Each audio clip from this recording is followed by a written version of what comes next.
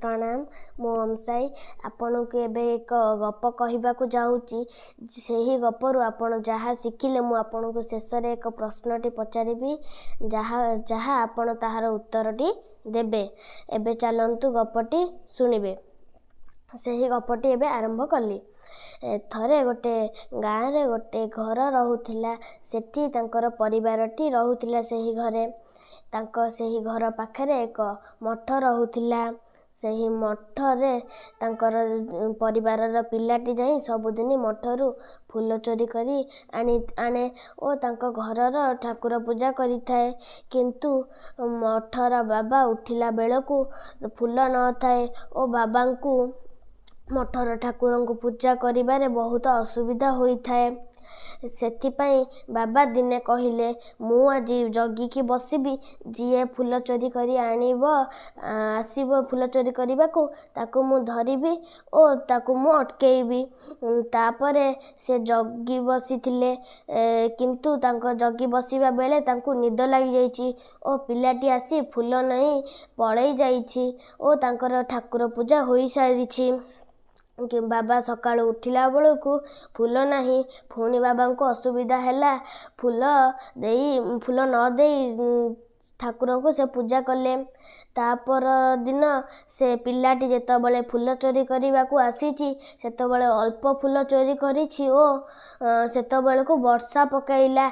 से कौन कला ना एक मंदिरर कणरे नुची बसिला। बाबा सबु मंदिर रे पूजा करी आसी जेतबले से मंदिर को आसिले पूजा करने को सेतबले से देखिले पिलाटी को ओ पिलाटी को देखिला बेलकू ता हाथ रे एक फूल जरीटी थिला। बाबा ताको पचारिले जे ई फूल जरीटी कोउठू आसिला। बाबा से पिलाटी कहिला मु साडू आनिची फूल। बाबा सेडू जाईकी फूल देखिला फूल गछ को देखिला बेलकू सेठारे अल्प फूल अछि ओ अल्प फूल नाही।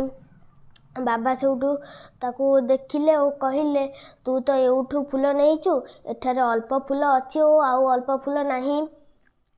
तापरे बाबा ताकू धरिले ओ रागी की ताकू एक अभिशाप देले। सही अभिशापटी थिला जे से पिलाटी को कहले जे तू एक गछ बनी गछ होई जा। तापरे से पिलाटी जेतबले गछ होई गला ताकू नै बाबा अन्य गछ पाखरे थोई देले थोई देले। तापरे संध्या होई गला। से पिलाटी सकाळु जाईकी सकाळु आसिया कथा किंतु संध्या हेलानी से पिलाटी आसी नथिला। तांको बापा माँ चिंतित होई गले कहले से तो सकाळु आसीबा कथा संध्या हेलानी अपन के आसीने कोन पई। से सेडू आसिले मठ को बाबा को पचारिले बाबा पिलाटी आसिला पिलाटी आइथिला चोरी करबा को सबदिन फूल चोरी करे आज आइथिला फूल चोरी करबा को वर्षा पकेला एपद संध्या हेलानी किंतु से फेरी नाही घर को फेरी नाही। से सेउठू कौन कले ना बाबा को कहिले। बाबा सेउठू कहिले जे मु ताकू धरिली ओ ताकू अभिशाप द्वारा मु ताकू एक गछ करी देइछि। तांको बापा माँ कहिले हे बाबा ताकू दया करी पुणी मनीष करी दियो। से कहिले मु करी देबी शर्त किंतु गोटे शर्त रे।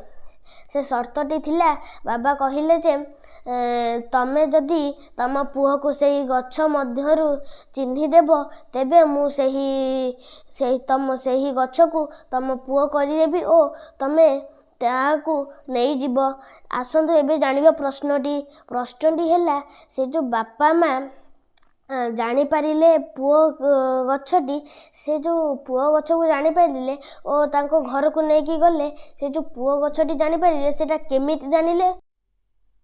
एही गपटी केमिति लागिला ओ एहार उत्तर एही प्रश्नर उत्तरटी आमको कहिबे। मु जदि न कहि पाइले मु आपनकु अन्य अध्याय रे मु आपनकु उत्तरटी कहि देबी। नमस्कार।